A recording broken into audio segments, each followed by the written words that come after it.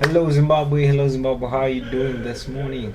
So today I am going to be teaching you how to play the song Hakuna, akaita, saJesu. And for all of those people who are learning how to play the keyboards and want to improve, let me teach you how to play the song and let's get right into it. So this is how I would play this song.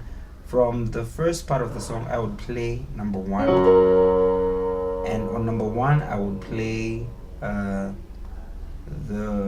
on my right hand I would play the arpeggio that rhymes with the song, and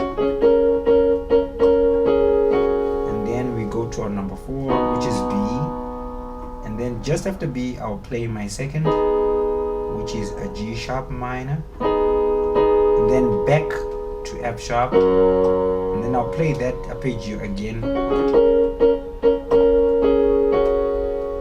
Then I'll go to my number 5, and then on my number 5 I'll go back to my number 1 on that arpeggio again, and then to my number 4, number 2, and then 1, 5, 4, 2, back to 1.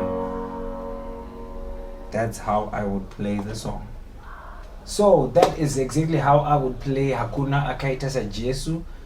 Basically most of the Zimbabwean songs are just 1-4-1-5, so it's basically very easy to learn how to play it.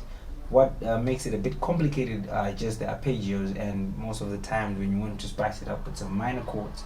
But basically that's how I would play, and I think that's good enough for you. Happy learning, guys.